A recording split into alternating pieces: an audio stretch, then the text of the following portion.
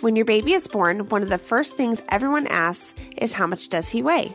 While this is an important piece of information for your friends and family, it is also important for your support team, including your lactation consultant. But when your baby begins to lose weight those first few days, does this mean breastfeeding isn't going well, or is something else affecting baby's weight on the scale? This is Newbies. He's gorgeous. It's a girl. Surprise! The whole family's here. So when are you having the next one? It's just poop. Ready for another? Wow, you look really tired. Ready to go back to work? Yellow poop? Seriously? Did you sterilize this? Sex? Now? You've got to be joking. You should sleep when the baby sleeps. She doesn't look anything like you. I thought you already had your baby. I did. Babies don't come with instructions, so there's Newbies, helping new moms and new babies through the first year. Welcome to Newbies. Newbies is your online, on-the-go support group guiding new mothers through their baby's first year. I'm your host, Kristen Stratton, certified birth doula, postpartum doula, and owner of In Due Season Doula Services.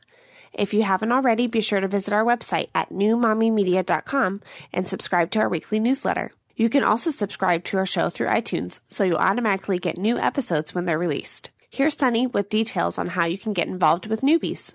All right. Hi, everybody. So first of all, I want to give you guys all some props because our listenership for Newbies has increased pretty dramatically over the last couple months. So I don't like to question that. I just like to say, hey, thank you guys for listening to the show. That's awesome.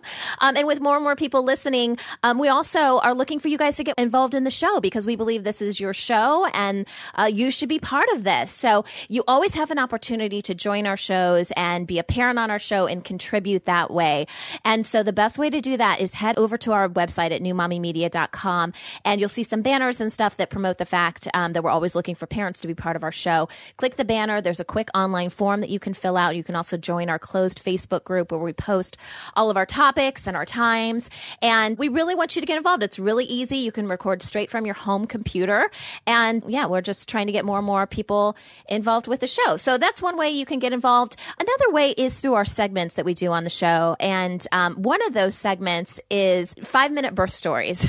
So if you have a new baby, your birth story is probably more fresh in your head, right? And we do want to hear those. And it doesn't just have to be the positive, oh, everything worked out exactly like I wanted it to. I mean, when does that actually happen anyway, right? But it can be a struggle kind of birth story and something that you came through in the end and something that's motivating and helpful for other parents out there that may be struggling with something. So if you have a birth story you would like to share, we call them 5-minute birth stories because we like to tell them in 5 minutes or less. And yes, I know that can be a challenge because there's a lot of details there. But the best way to do that is head on over to our website. Again, it's newmommymedia.com. There's a gray banner on the side that says send voicemail. And we would actually like to hear you share your story. So that way, it's just more special when you hear the mom telling her birth story of her baby. And so, again, a couple great ways to get involved with our show. And thanks so much for listening because the show is all about you guys. Let's meet the mamas joining our conversation today. Tell us a little bit about yourself, your family, and your experience with today's topic. My name's Angie. I'm married with one daughter. She just turned 1 in March, and we had a hard time getting her to gain weight at first, and she actually lost a little bit of weight. So I'm excited to hear what the expert has to say about the topic. Great. Well, welcome to the show. I'm Ruthie Slattum. I'm married. I have 3 children. My son is 5, and then I have 2 daughters who are 3 and 10 months. I am primarily a lactation consultant, and I'm also a postpartum doula, and I do a number of other postpartum care services. And I own Mama Ruthie, and I have varying experiences with breastfeeding. Weight gain has never been a big struggle for my babies, but I definitely can remember being on edge that my first baby was less than what he was born at as a first-time mommy. You know, and I was reassured that that was normal, but I can remember having that thought of, oh, he weighs less now than when he was born. That's kind of weird. So. Hi, everyone. I'm Sunny, and I have 4 kiddos of my own. And I remember, well, first of all, I should say their ages. So my oldest is 5, then I have a 4-year-old, and then I have twins that are 2.5. And I think I experienced with all of them, just that concern like Ruthie was talking about. It's like, well, I'm not really sure. Like, that's kind of weird. They're losing weight. And you're all kind of obsessed about that initial birth weight. And then so to hear, like, all my babies were born in a hospital. So once I left the hospital, I was kind of like, well, they weigh less now. And I really did have that 10% in my head a lot because I didn't want to have to do formula. And so I just felt like it was this weird challenge with my body. Like, can my body create enough colostrum to be able to support this? And what's going to happen over the next couple weeks? And are they going to tell me at this first pediatrician appointment that I've got a supplement? So I did feel a lot of pressure. I will say, I think I felt a lot more pressure with the twins because I was having to provide more colostrum for them. And I was really like, come on, milk, come in, let's do this. And it came in when it was supposed to. But again, there was still kind of that anxiety really of, which I'm sure wasn't good for my milk supply of, can we make this, or is it going to drop below 10%? Well, hello, everyone. I'm Kristen. I'm your host. And like everyone, I have breastfed my babies. And with my first, we actually ended up going to formula because I thought I wasn't making enough milk. So I'm really excited that we're doing this episode because I think it'll give mamas some relief and some hope and hopefully some forgiveness of themselves. So I'm really excited. Welcome to the show, everybody.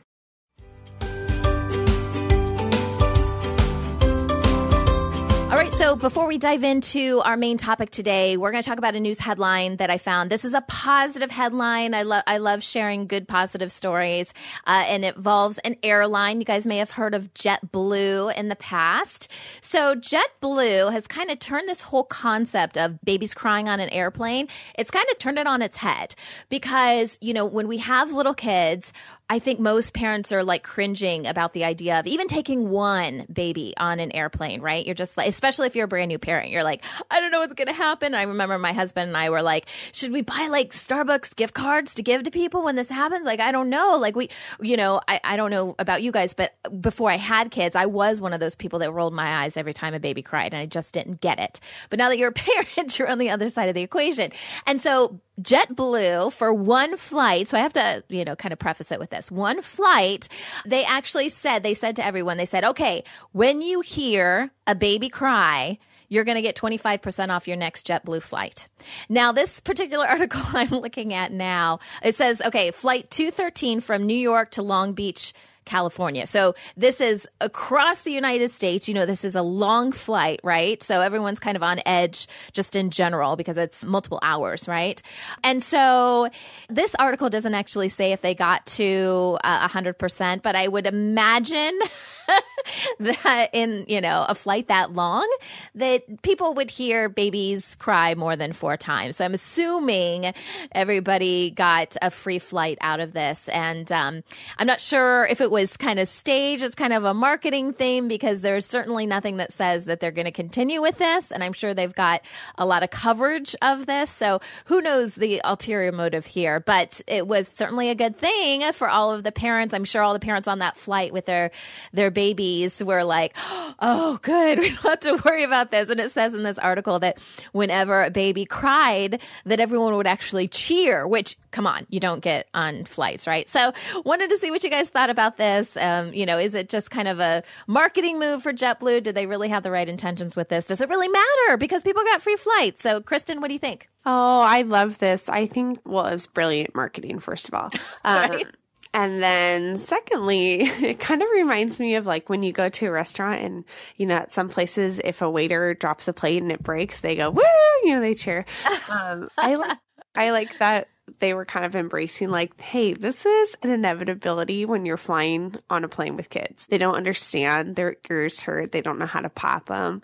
They're confined in this tight little space. And let's face it, like adults aren't really happy on flights. And we're little tiny children who can't rationalize time or space or where they're going to be happy.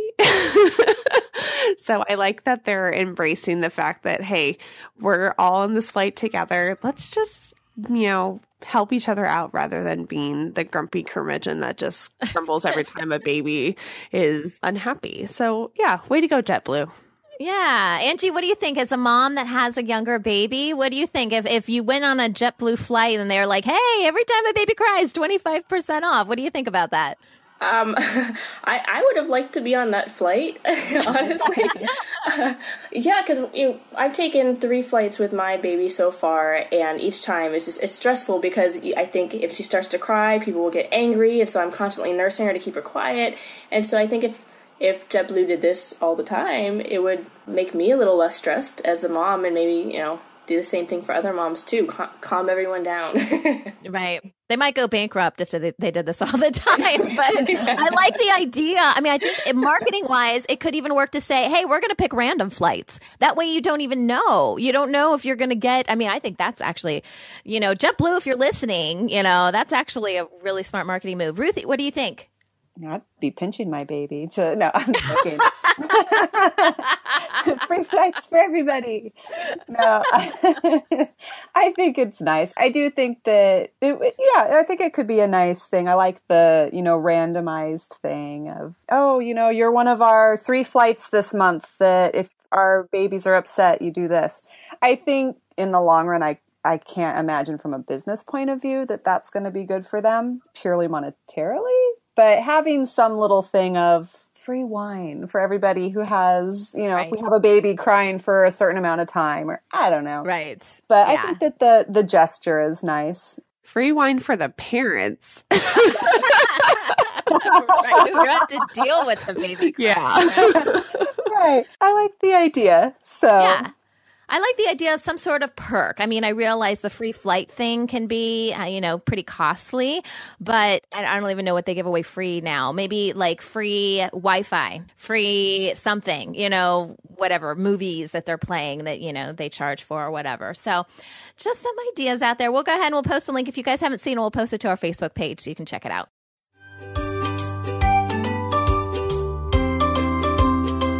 Today on Newbies, we are continuing our series on breastfeeding your baby.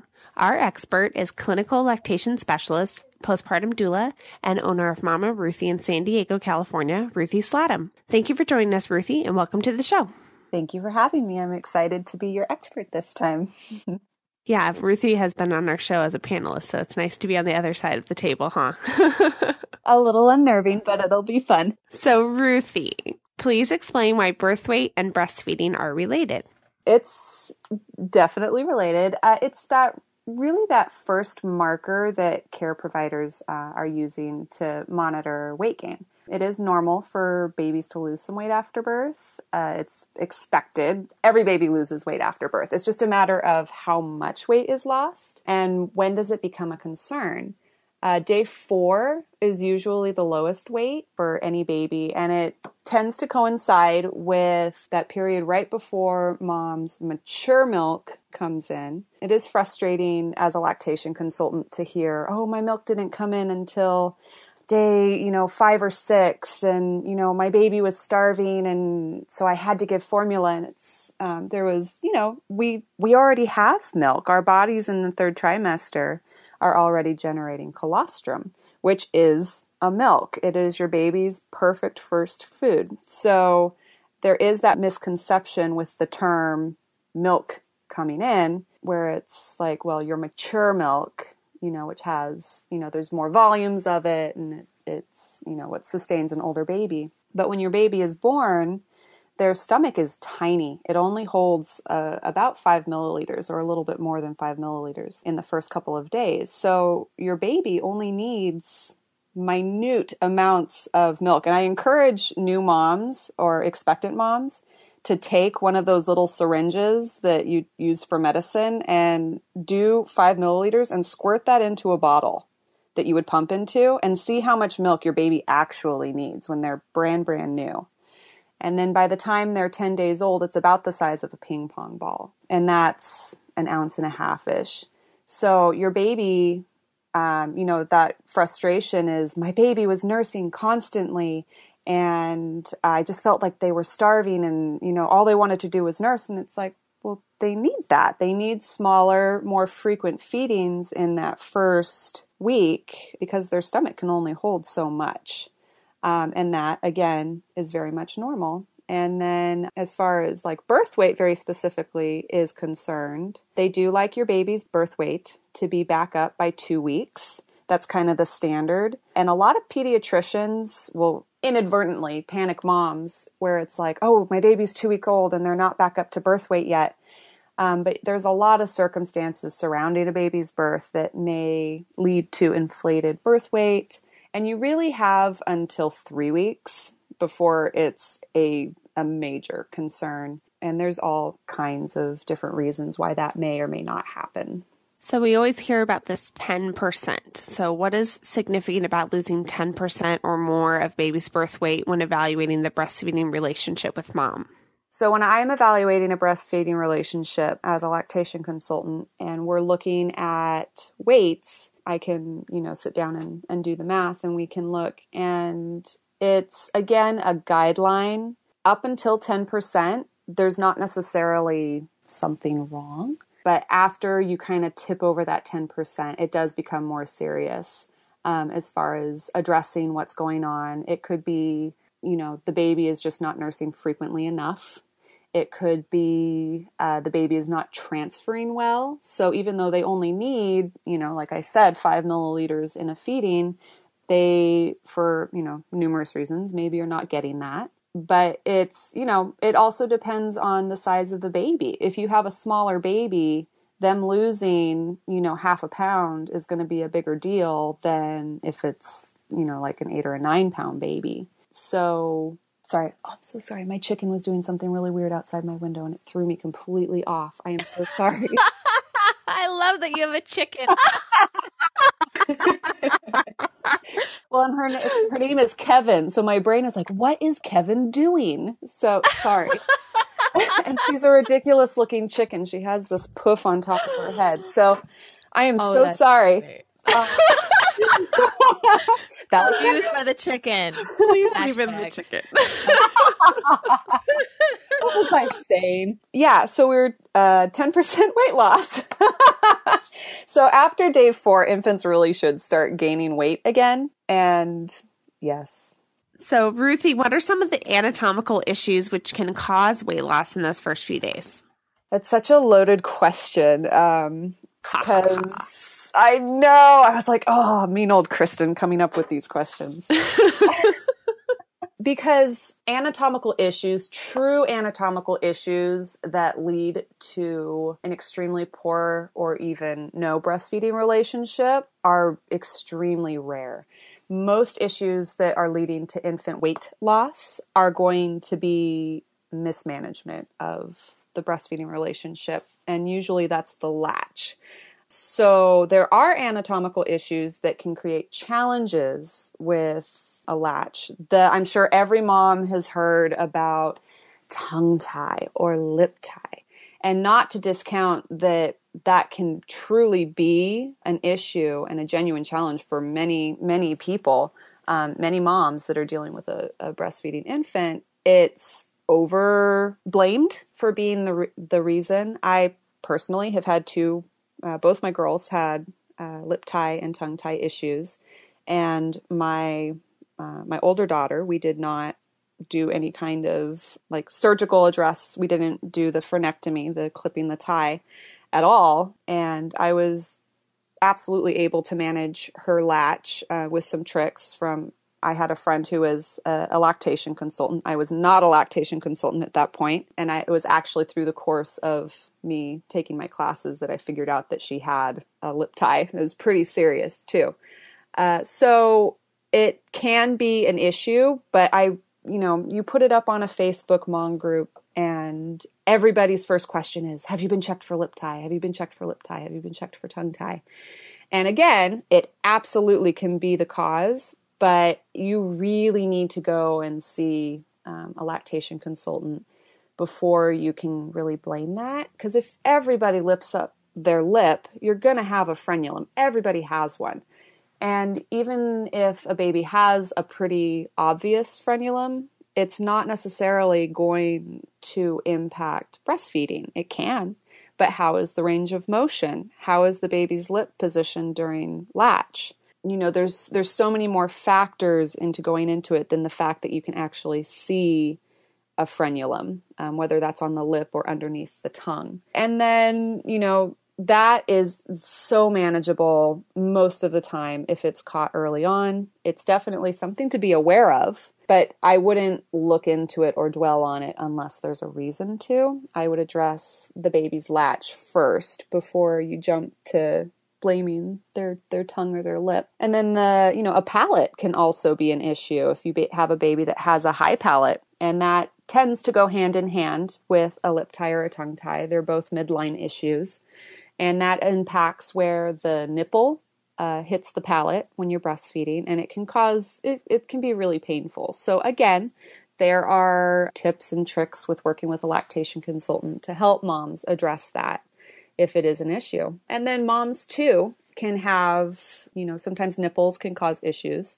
If you have a mom that has flat or inverted nipples, it can cause, it can make it a little harder.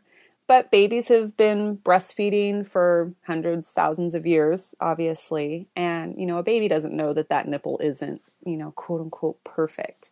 And most nipples, absolutely, a baby can nurse off of. They just might need a little more help because the nipple is not hitting their palate to trigger their suck reflex correctly. But, we're really blessed. We live in a time where we do have tools like we do have nipple shields, which I, urge extreme caution with. They definitely have their place and they can be a fabulous tool. But, there are ways to help moms, if nipples are not quote unquote clinically ideal. That's another thing. And then there's things like insufficient glandular tissue. And again, that's really hard for a mom to say because you can have a mom who has small breasts, but that doesn't have anything to do with her milk production. I've worked with plenty of moms who are like an A or a B, smaller breast, but they have these extremely happy chunky babies and they're making milk that's basically cream. So it's not an indicator that a mom is going to have a hard time breastfeeding. And on the other side of that coin, you can have a woman who has, voluptuous breasts. She's got very full cups, but the actual glandular tissue that she has is not adequate. She has plenty of fatty tissue. But so just by looking at a breast, you can be like, oh, well, you should be able to produce milk. But sometimes that's not the case. And then surgeries too. If you have a mom that had a breast reduction surgery in particular, she's going to have a very hard time breastfeeding. Yeah, I mean, there's so many things that could cause issues, but it's really hard to be like, these are the things. And because I don't want a mom to set herself up before she even has her baby to think that she's going to have an issue because her nipples are not perfect or, she has small breasts. One thing I was going to say is if you guys are listening and you're like, oh, I have a lot more questions about breastfeeding. I didn't say this off the top of the show, but we have a whole podcast dedicated to breastfeeding and pumping. It's called the Boob Group. So we just wanted to touch on this a little bit today. And like Ruthie said, we don't want to daunt anyone with anything, potential problems and all that kind of stuff. But if you have specific questions, first of all, if you have access to a lactation consultant, that's fantastic. But I also encourage you to check out our podcast for the Boob Group because we have like over 160 episodes dedicated to everything breastfeeding and pumping. So just want to put in a little plug for that. All right. So to our parents, do you recall what your baby's birth weight was and what weight gain concerns you experienced in the hospital, or if you birthed outside a hospital, what those first few days were like? So I birthed in a hospital, and according to the lactation consultant, I was producing colostrum just fine. She was really happy with how much I was producing, but it took a few days for my milk to come in, and I think Ruthie was saying earlier that moms would get really stressed out those first few days because their child is just nursing and nursing. That's what was happening with me. I didn't feel like I was giving her enough. It seemed like she was always hungry, always nursing, and I was in pain, and she was always crying. And so she was born at 7 pounds, 12 and a half ounces, and by the time we went in for her first check with the pediatrician, she had dropped down to 6 pounds, 8 ounces. She had jaundice, and all babies are born with jaundice, but this got worse. You could tell she was just getting more and more yellow. So he gave us, the pediatrician gave us some samples of formula and said, until your milk comes in, you're just going to have to supplement. And the funniest thing about that was we left the pediatrician's office, we go to CVS, we get the formula, the bottles, get everything set up, we get back home, and as my husband is making the formula bottle, my milk lets down. I'm on the couch, I'm screaming, like, what do I do? You got the formula ready, I have milk ready, do I feed her, do we use the formula, what do we do? But we ended up supplementing anyway just to get her back to that weight, but that was a scary time. I didn't know if I was producing enough or if she was going to starve to death. Well, and jaundice is its own set of challenges. There are, exceptions that are made a lot of times with supplementing with jaundice. I can talk a little bit about what happened with my twins. So my twins were born as preemies, but they weren't really tiny preemies. They were 35 weekers, and they were both about 5.5 pounds. So pretty good size, actually. Yeah. And they didn't need the NICU or anything like that, but they were my smallest babies I'd ever had. My first son was over 9 pounds, and then my second son was about 7.5. He was pretty average. But I remember with the girls, we had the jaundice thing kind of going on with the girls too, and some other issues that we were working through. And I remember, because we were dealing with less weight with them, that like every ounce really counted. Like I remember being more concerned about that because they didn't weigh as much, right? So you don't have as much flexibility with how much weight they can lose. And I know that they had to be like over 4.5 pounds before they would even leave the hospital. And they were, I can't remember exact numbers because it's about 2.5 years ago now, but I do remember them being, big enough so that they could leave the hospital. But then, like I said, they needed to go see the pediatrician like right away. I think it was like the next day we had to take him in, and it was just a little nerve wracking. But I have to say, I have to kind of pat myself on the back because my colostrum was kind of coming in full force in the hospital. And I went in, in giving birth to my babies thinking, oh my gosh, I need to hand express. I need to do all this kind of stuff. I got to get this supply up because I knew how important those first few days were going to be. And like I said, I really wanted to, try to just feed my babies breast milk as much as possible. And so I remember, I'll never forget this. I remember some lactation consultants, it was more than one, and maybe there were some nurses there too, came into my room because I was in the hospital for about 3 days because it was a cesarean to have the babies. So these nurses were coming in, and I don't know like how many, it must have been like, one of those like little plastic cups that they usually put pills and stuff in. I think it like the measurements, I think milliliters, I don't know, but I was able to like fill those things up with colostrum for the twins. And this was within a day or so after the baby's being born. I remember they were like patting me on the back going, oh my gosh, look at your colostrum. This is amazing. And I was like, oh no, I was so excited because I was like, thank you, buddy, for doing what I wanted you to do. So yeah, definitely can happen. But yeah, and that's really all they needed. And so thankfully we didn't need to supplement. I had to exclusively pump in the beginning because their latch wasn't as good. But again, it was breast milk, and it's, what I wanted. When we come back, we will continue our discussion about early newborn weight loss and breastfeeding. We will be right back.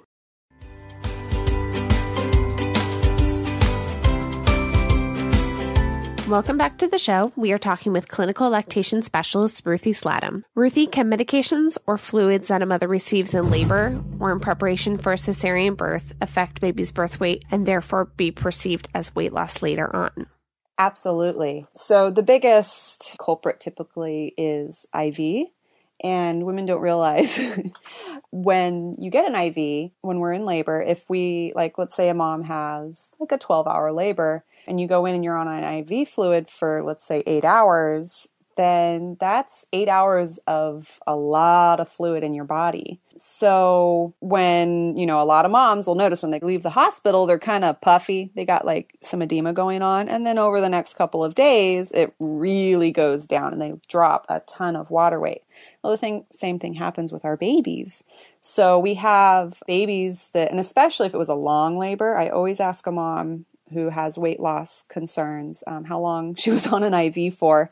And most of the time it was for several hours. And so when your baby is born, they also have a lot of water weight. So if you have a situation where your baby, it's over the first, couple of days, drops a lot of weight, it's like, okay, let's pay attention and make sure we're doing, small frequent feedings. But if by day, like I said, day 4 is usually the lowest. If after about day 4, day 5, they don't start to pick up their weight again, then it's like, okay, like let's pay attention. Let's really push initiating feeding, making sure that we're pushing baby to eat enough. And then also, when we do anything like an epidural, it puts our bodies to sleep. So sometimes it can take our bodies an extra day or two to wake up. And this is especially true with cesarean mamas because they're put under such heavy anesthesia that it can really take them until, it can be days, 6 or 7 until their mature milk comes in. So during that time, you really need to be on top of feeding your baby every 2 hours. And so those are the two biggest things that can really cause issues with weight gain in particular. And I'm assuming that means that all those excess fluids can also affect mom's breast shape. If she's retaining all that extra fluid, that may also affect latch as well. Absolutely. And that was personally my biggest speed bump with my first baby was, day 3, my mature milk came in and all of a sudden the bed is full of boobs and I didn't know what to do. I had this screaming baby and he was hungry and I couldn't get him to latch because my breasts were too tight and I didn't have a pump at that point. So, just called my mom in tears and okay, I'll go take a hot shower and just try to massage out as much as I can. So yeah, breast edema, that was the one thing that I think I wish I would have been warned about because I had a hospital birth with him was, hey, you were on an IV. Do not be shocked when you wake up and each one of your boobs is the size of your head because it might happen. And so just knowing enough to hand express enough to get it to where my breast was soft enough for my baby to latch. Because if it feels like the back of your hand, your baby can't latch on that. Your breast should really feel more like your forearm, a little bit softer, so that your baby can actually get their little lips to create a seal.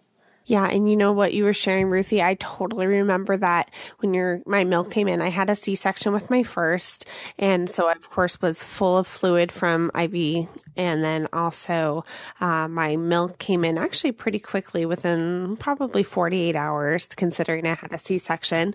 But I didn't realize that that's what it was because like a lot of first-time moms, I read what to expect when you're expecting, and I thought I knew everything about birth and breastfeeding, and I didn't. And so my milk came in, my boobs were hard as rocks. I was in pain. My daughter also had an upper lip tie, and I didn't know what that was or how to fix that or deal with that. My husband was stationed at a naval or a military base in the naval hospital there. And she says, oh, well, she sent me home with a nipple shield. And I was like, I don't know what to do with this. So I pumped some milk and I filled an entire bottle of milk, and I was like, okay, well, I guess I'm not going to be able to feed her. I guess I'll just pump and, give her a bottle because obviously there's something wrong with my ability to breastfeed.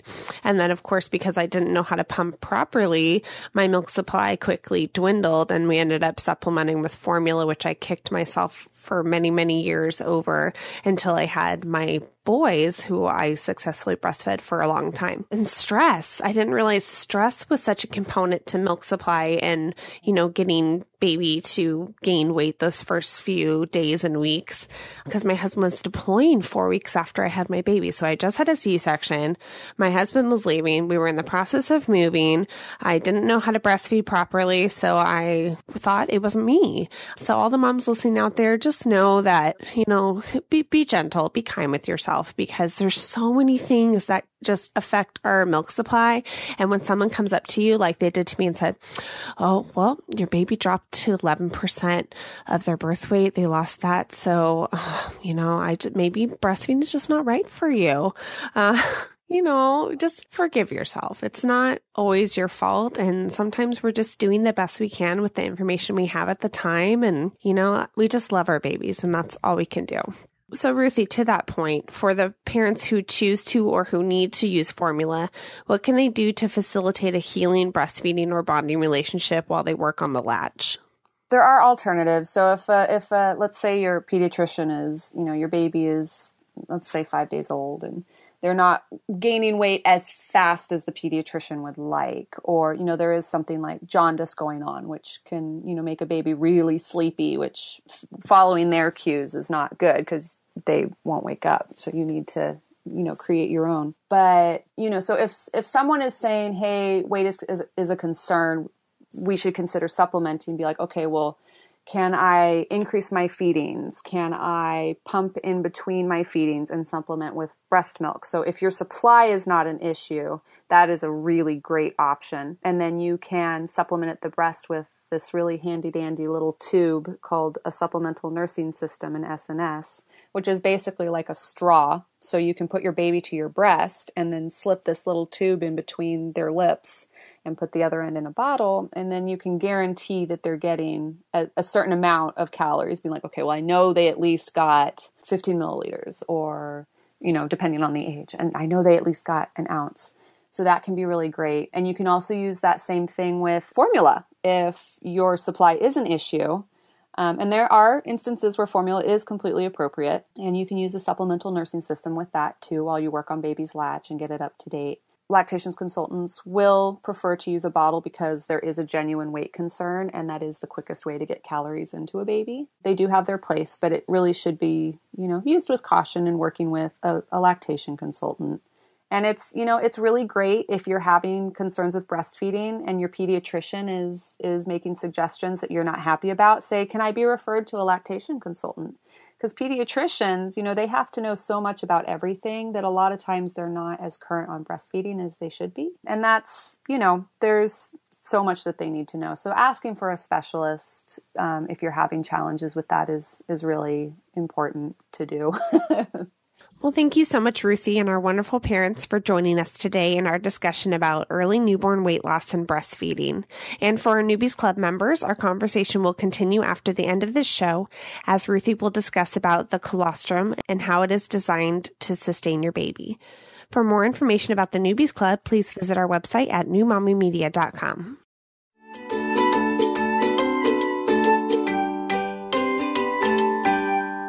So before we wrap up our show today, we have a baby oops. You guys know what baby oops is if you listen to Newbies. So this is our segment where we share our funny stories about caring for our babies. So funny things perhaps that our babies did or, that we did as parents. And we look back and we're like, what were we thinking? Okay, so one of our listeners, Becky, sent this in. And this is pretty funny. I thought since we were talking about feeding today and everything, Becky, I think, was a first-time mom when this happened to her. So I think we can all, think back to when we were very, first-time moms with our first babies and what we knew back then probably wasn't as much as we know now, right? So Becky writes, I remember the first night in the hospital with my dear son. He woke up in the middle of the night because he was hungry.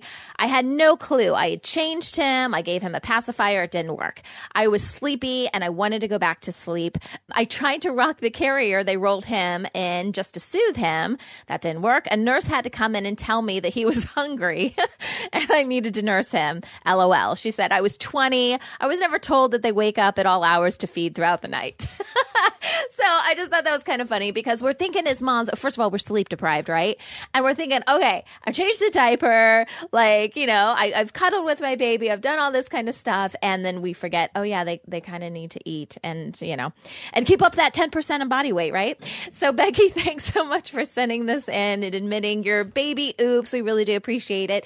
If you're listening and you're thinking, oh, I've got this funny story that I'd love to share, we would love to hear it. So you can go to our website at newmommymedia.com, click on the contact link, and you can email us. That's what Becky did. Or the way that I really like it, and I mentioned it earlier in the show, is still go to our website, but there's that great banner on the side for send voicemail, and then you can share your story yourself, and we'll just include that in a future episode. So again, thanks, Becky, and hopefully we'll get more of these soon. That wraps up our show for today. We appreciate you listening to Newbies. Don't forget to check out our sister show, Preggie Pals, for expecting parents, Parent Savers for moms and dads with toddlers, the Boob group for moms who give breast milk to their babies, and Twin Talks for parents of multiples. Thanks for listening to Newbies, your go-to source for new moms and new babies. This has been a New Mommy Media production. The information and material contained in this episode are presented for educational purposes only. Statements and opinions expressed in this episode are not necessarily those of New Mommy Media and should not be considered facts. While such information and materials are believed to be accurate, it is not intended to replace or substitute for professional medical advice or care, and should not be used for diagnosing or treating healthcare problem or disease or prescribing any medication. If you have questions or concerns regarding your physical or mental health or the health of your baby, please seek assistance from a qualified healthcare provider. How would you like to have your own show on the New Mommy Media Network? We're expanding our lineup and looking for great content.